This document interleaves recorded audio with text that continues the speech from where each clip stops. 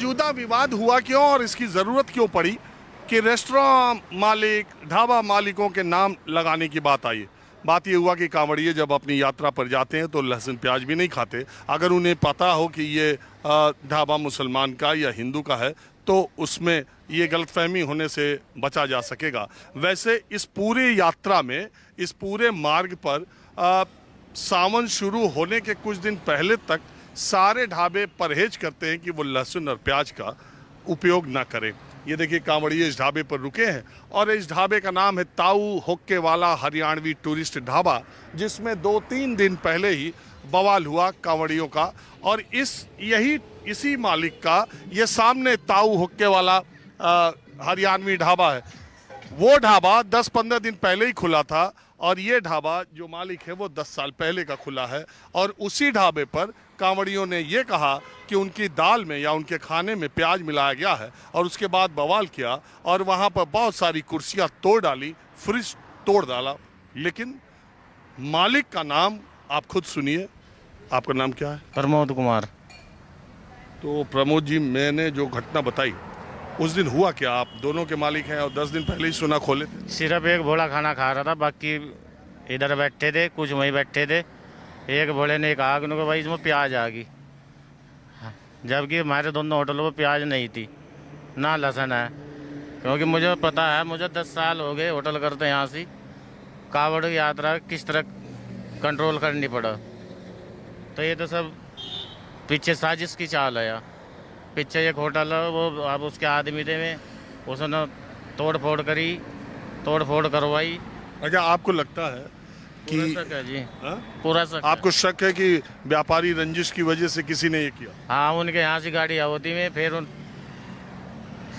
Police ने बीच बचाव करवा दिया। उसके बाद में होटल खुलवा दिया। फिर रात को फिर आगे वही बंदे जो दिन में आए थे रात को। अच्छा, एक बात बताइए, ये जो अभी होटल बंद करवा दिया। हा? रात को फिर होटल बंद करवा दिया। अच्छा, आप ये पुलिस बताइए, प्रशासन ने कहा होटल खोल लो भाई, फिर उन्होंने आकर फिर बंद करवा दिया। दोबारा से वही आदमी आए जो झगड़ा कर रहे थे, जो भोले यहाँ से खाना खा रहे थे। उन्होंने हमारे द्वार से गंगा स्नान करवा कर नए कपड़े धुआए, नया जल धुआया। आपने? हाँ, आपने अपनी गाड़ी करके ले गए यहाँ से और यहाँ से आके तारे। और पुलिस प्रशासन ने उनके साथ चले। उन्होंने कहा कि अब कोई दिक्कत तो नहीं, उनको कोई दिक्कत नहीं है। और रात को आकर फिर वही आदमी आ गए यहीं। अच्छा, इनका ये कहना है कि असल में एक ही इस रोड पर एक नाम के कई ढाबे हैं, तो इनका ये कहना है कि व्यापारी की रंजिश थी, वो लोग आए और जानबूझ के विवाद खड़ा किया।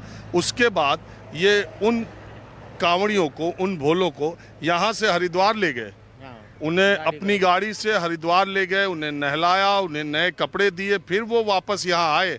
और तब पुलिस प्रशासन ने कहा असल में ये कांवड़ यात्रा इतनी सेंसिटिव है, अगर इतने ज़्यादा लोग कांवड़ यात्रा जाते हैं कि अगर एक आदमी भड़क जाए तो फिर विवाद कितना बड़ा हो सकता है। पुलिस प्रशासन के हाथ पैर फूल जाते हैं, इतनी बड़ी संख्या में लोग आते हैं। तो होटल वाले की क्या बिसात है, उन्होंने आरोप लगाया। और इनका कहना है कि हमारे होटल में प्याज और लहसुन पिछले कितने दिनों से यूज़ नहीं हो रहा?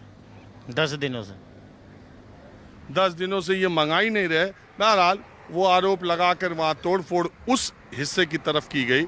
और यहाँ प्रमोद जी, तो इनका ये कहना है कि आसपास के जो ढाबे हैं, शायद वो नए ढाबा 10 दिन पहले खुला हो, उससे उनको कोई दिक्कत रहा हो। तो प्रमोद जी, ये जो नाम हिंदू मुसलमान का है, अगर यही किसी मुसलमान का ढाबा होता तो कितनी बात बढ़ जाती? बहुत दिक्कत हो जाती। हम तो अलग बैठ गए थे, मगर कर लो भाई तोड़ फोड़। हम तो पुलिस के साथ अलग खड़े हो गए थे। पुलिस वही बात है ना, अगर यही ढाबा दूसरे का होता तो समस्या हो जाती जी। तो ये ढाबों पर जो नाम लिखवाने की बात कही गई है, ये सही फैसला है? कैसा नाम जी? अरे यार, कि मालिक का नाम। हाँ, ये है सही आदेश है। तो अगर आप इस दृष्टि से देखें कि मालिक के नाम की वजह से अगर इस तरह का कोई विवाद होने से पहले ही रोका जा सके, और अगर आप कल्पना कीजिए कि हुआ होता तो फिर क्या होता, उसका कहना बड़ा मुश्किल है।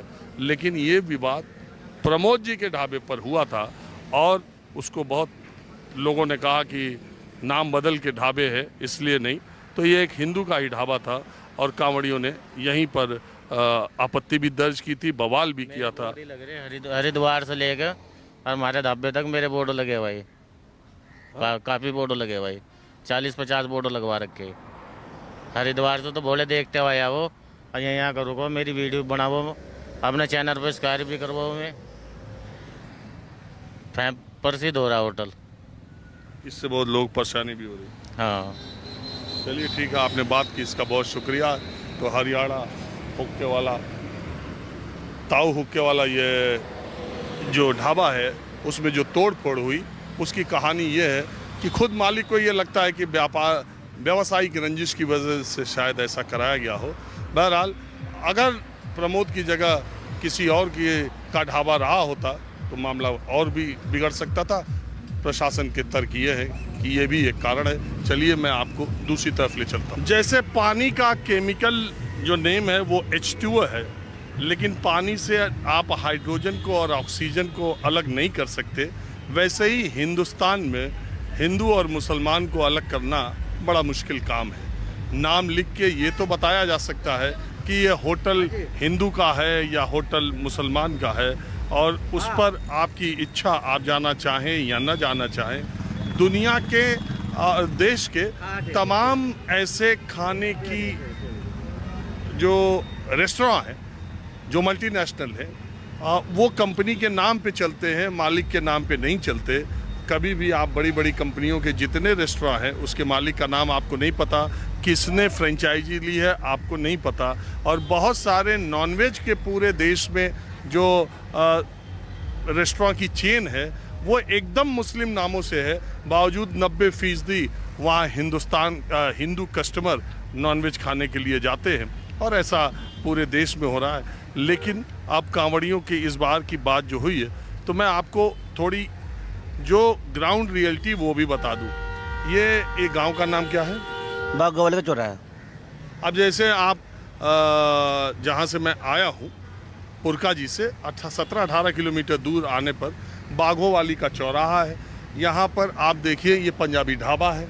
पंजाबी ढाबा से वैसे तो लगना ये चाहिए कि किसी पंजाबी का है, किसी सिख का है, लेकिन मैं इसका थोड़ा ये कहानी ये बता दूं। अब अगर आप इसके मालिक के नाम पे जाएंगे, देखिए उधर पंजाबी न्यू स्टार शुद्ध ढाबा, ओनर नेम सोनू पाल, सबसे पहला उनका मोबाइल नंबर, और दूसरा यानी 2 लोगों के संयुक्त स्वामित्व का ये रेस्टोरेंट है। दूसरे वाले का नाम है मोहम्मद यूसुफ गुड्डू, और ये आपस में मतलब मिल करके ये रेस्टोरेंट चलाते हैं। वो कैसे चलाते हैं उसके पीछे भी कहानी है। कहानी है कि बाघों वाली गांव का ये ज़्यादातर जो हाईवे से लगी ज़मीन है ये मुसलमानों की है, और उन्होंने किसी को जो आया उनसे किराए पर लेने के लिए, हिंदू या मुसलमान, उनको दे दिया और रेस्टोरेंट चलवाने लगा। इसी में ये पंजाबी ढाबा चल रहा है। मैंने कोई बात गलत कही ना? सही है। सही है ना? ये ज़मीन गुड्डू की होगी या यूसुफ की या किसी से लिया होगा? हाँ, ये प्रधान जी की है। वो मुसलमान है?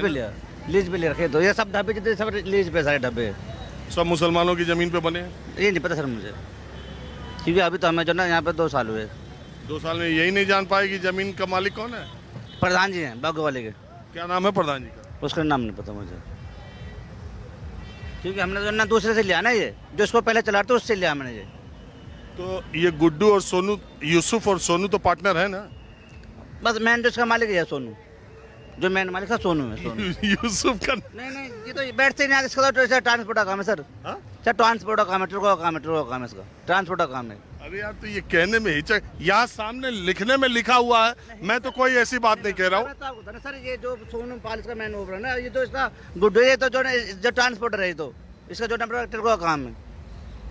यही फर्क होता है जब सरकार आदेश देती देखो है। सर मैं सुनो, आप यहाँ सारे स्टाफ को नाम पूछ लो, सबके आईडी चेक कर लो, सबको पता चल जाएगा आपको होटल किसका है। इससे क्या मतलब कौन हिंदू है क्या मुसलमान? मैं तो कह रहा ये गवर्नमेंट का जो आदेश आया मैं बता रहा सर, उसके बाद से देखिए लिखा क्या है, ये सफाई दे रहे, वो आता नहीं गुड्डू इधर, वो ट्रांसपोर्ट का काम है। आप सबका आई कार्ड चेक कर लीजिए।